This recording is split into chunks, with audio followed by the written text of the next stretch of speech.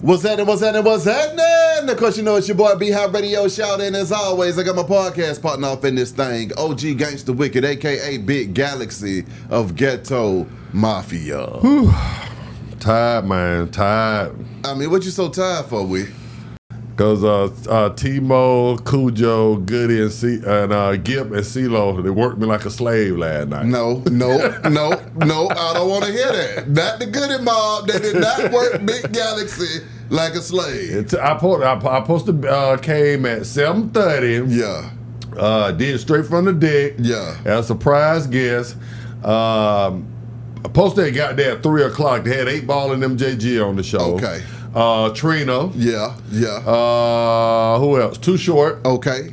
Goodie Headline. Yeah. Shout out to Lil Flavor, man. Yeah. Lil Flavor saw me at the stage, man, and he was my crush the whole night. I couldn't shake Lil Flavor. Yeah. So me and Lil Flavor wound up doing straight from the deck, man, for Goodie Mob, man. But no, for real, I'm just joking. It was amazing. Yeah. They were honored last night out at East Point on Wind Down Wednesdays. Yeah. It was incredible. It was great to see Ball and G, you know what I'm saying, show out. Yeah. Too Short is always just legendary. Shout you know out, what I'm saying? yeah. Short is just like, like one of the Mount Rushmores of, I say Kilimanjaro of rap. Exactly. You understand what I'm saying? So, but seeing Goodie Mob up there, they had Goodie Mob up there in the king chairs. All right, like the kings they are. They all sitting in the chair. Yeah. And it's like when I'm performing, it's like I'm performing in front of the Greek gods. Yeah. You know what I'm saying? I was almost a little nervous. You know what I'm saying? I was like, well, do they approve? Exactly. You know what I'm saying? But I think they liked it, and I think the crowd liked it, man. So it was just a great night, man. Man, shout out to Goodie. Hey, man, I ain't mad at that at all, man. You know they got my favorite album of all time as well. So I told New Face that. I saw New Face. What up, though, New Face? Face had a stack of 8 Ball and MJG cassette tapes from 88. Okay. But in the midst of a stack of tapes that he had, he had one tape in there. What? And it was for you. What? Soul Food. Come on now, Face. And so as I'm flipping through, he got me on camera. As I'm flipping through, every 8 Ball album done came. Yeah. And then I see this Soul Food staring back at me. And when he said, now how you feel about that album? I said, you brought this album right here because you know this is B-High's favorite album. So you trying to mess with me. Okay. That's why you slid that into 8 Ball's catalog. And he said, yeah, true. That's why he slid it in. Yeah, now that's crazy. Shout out to New Face. What up, though, Face? Now, on another note, though, Wick, Trump, he's went on a partying spree, and everybody's like, what is going on out here? I'm going to just go through everything first to let you know exactly where the country is at with the pardons right now, so they can see what's happening. But first, he pardoned Larry Hoover, founder of the GDs. He was given 6 life sentences on conspiracy, extortion, drug, and other criminal charges. And in addition to his federal sentence, he still faces a 200-year jail term in the state of Illinois for murder and is unlikely to be released soon. And a president is unable to commute state-level sentences. So now that's what's going on with Larry Hoover. Then he also pardoned former Connecticut Governor John Rowland, who was convicted on election fraud charges and sentenced to 2.5 years in prison. Kentrell Gaulden, better known as NBA Youngboy, who faced numerous drugs, weapons, and fraud charges, he was pardoned.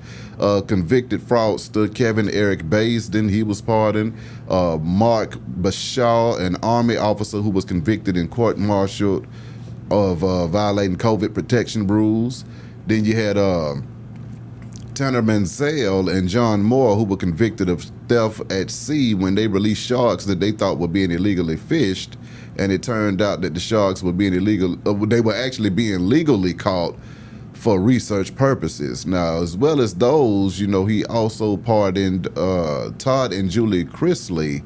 Those are 2 reality TV stars who were convicted of tax evasion and defrauding banks. So that's what's going on in the world of news with politics and Trump and his pardons. The one that's hit our community the hardest that, has raised a lot of eyebrows is Larry Hoover and NBA Youngboy. So what are your thoughts on that right now? Okay, this is a lot. This is a real lot. So I'm going to start this, my thoughts on this entire situation with this right here. First of all, I'm not a politician. I don't like to speak about politics because there is never a right or a wrong, and I'm not educated enough. Just to be honest, I don't know a lot of the statutes. I don't know a lot of the moving parts when it comes to politics. But I have common sense. I think a lot of us have just common sense. Yeah. We don't specialize in statutes or government, rules and regulations. So with that being said, I'm not going on either side of what Trump who he has pardoned, and should they have been pardoned or shouldn't they haven't been. The only one I really want to concentrate on is Hoover, of course, because I feel like you just said that affects our community. I think a little bit more than the rest of them. Maybe NBA young boys to some of the young folks, they look up to him.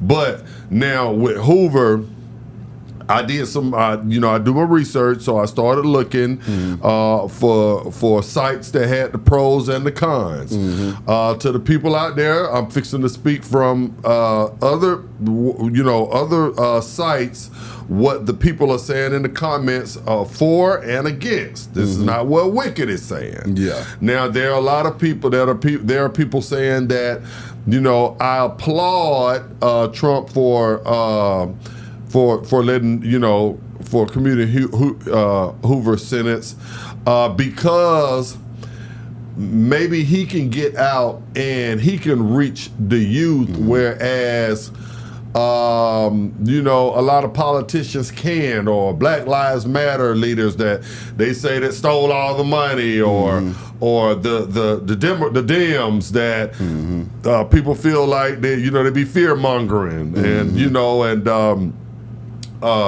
these type of different agencies and stuff. There are a lot of people on one side that are saying that, hey, who's better to reach a convict than a convict? Who's better to reach a street level, player in the game than a street level player in the game? And that kind of makes sense. When we look at ESPN, they normally get retired basketball players to talk about basketball. Yeah. You understand? They ain't getting me and you to talk about it. Yeah. So I get that part of it. Then there are people that are saying that, well, this is all a charade. That, Trump is putting on again. His real agenda was to get a lot of the people out, to commute a lot of people his friends that he really wanted out. And underneath that, hey, let me commute Hoover's sentence, which I know he's not going to get out anyway because he got an extra 200 years in state. You understand what I'm saying? So you have people saying that. That's not what I'm saying. These are comments that I'm reading. Man, I hear people saying, man, Trump is just showboating.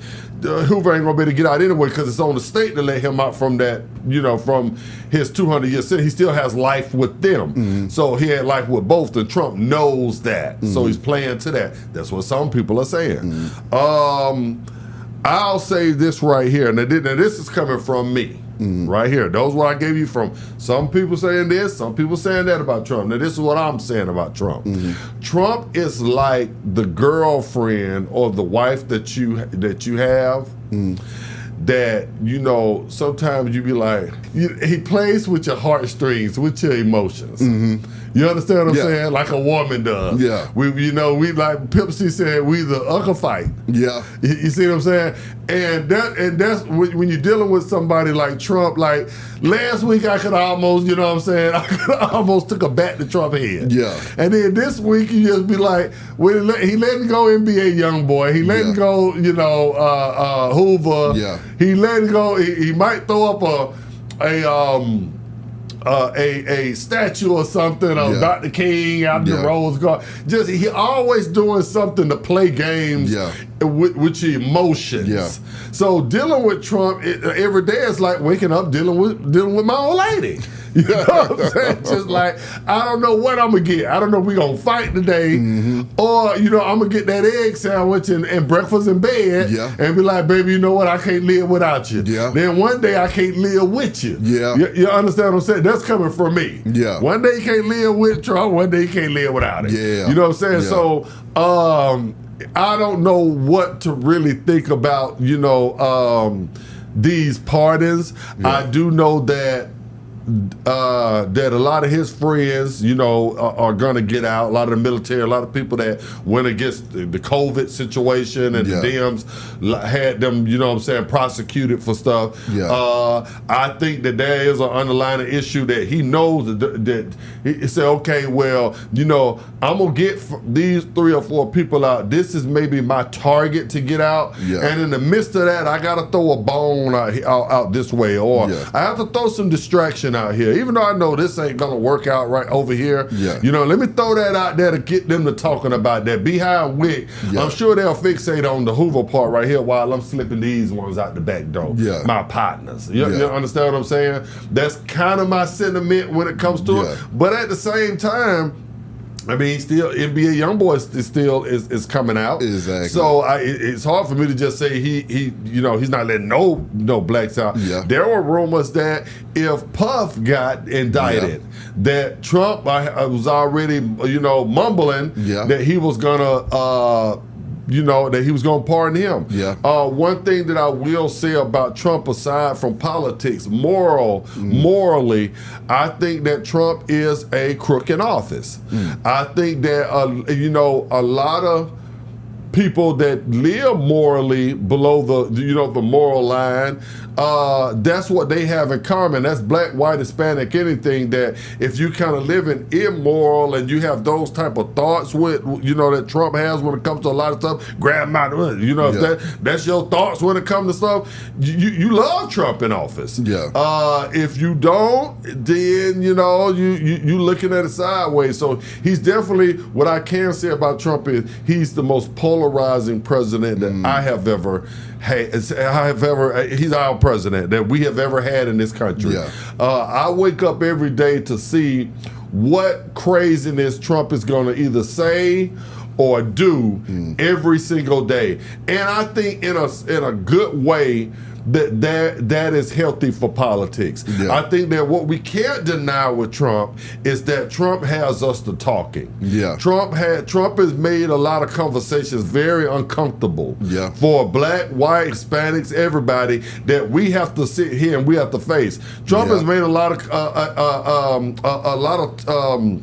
things uncomfortable just in the black community with just this move right here. Yeah. This right here is going to cut down the line of the black community. Should a guy that, you know, has been accused of that started the GDs, had people murdered, you know, the leader of a gang, because we just got Big U going to jail. What's next? Big U coming out? You understand what I'm saying? Should these type of people be put back on the streets? There's some people already saying, yeah, well, he did his time. He's already done 50 years. Maybe he's a changed man, a reformed man. Maybe he can get out and he can you know, change the narrative in the community. There's some people say, you know, that can never be forgiven for what, you know, for the atrocities that you put on the black community. Some stuff can never be forgiven. Yeah, that's how some people feel. Some people feel like believe in a death penalty. Some people don't believe in a death penalty. Some people believe in never being paroled at all. Some people believe in at some point, you know, a man has paid his debt to society. He should be to get out. Nothing should be forever. So this right here is gonna have us talking, just like it has me and you talking right now. I don't know the answer to it. I'm not going. There's probably going to be a couple clowns come up in the comments and try to throw, you know, make one of my comments stick on one side. Well, Wick is with this or Wick is with that. I'm telling you right now, I don't know. I don't know the answer. I don't wish a black man to be in prison for the rest of his life, but at the same time, you know. I don't know, you know, by letting Hoover out, it's just going to make the community safer, better. Well, I feel like this. Larry Hoover went in at 22 years old. Correct. I think he's like 72 years old now, so that's a strong 50 years in prison. Correct. Personally, I don't believe there's no way you can do 50 years and come out the same person you was at 22. We can still be, using this power, but I want to be able to feel it on my street. Correct. I see what's going on with Larry Hoover. I see what's going on with NBA Youngboy. Right. But I want to feel this money on Business Street over here. Absolutely. Where the regular folks at that need some funding around here, that need some change, that I need to agree. experience some stuff. I'm with you. I don't care about all the high-profile stuff. Right. We need to bring it on down to Campbellton Road. We need to bring this stuff down to Main Street. We need to be able to see the funding hit the communities to where we got after-school programs for free for all kids. Correct. In underprivileged areas. We got summer camp for all kids in different communities and stuff like that. Right. Let's put some funding over there. Let's put some focus on that. And let's work on doing those things too as well. If we got the power to commute sentences and pardon people, we also got the power to be able to do that as well. Do that too. Bam, hit the comments. Let us know what you think. Beehive Radio, shout it. Big Galaxy. We go.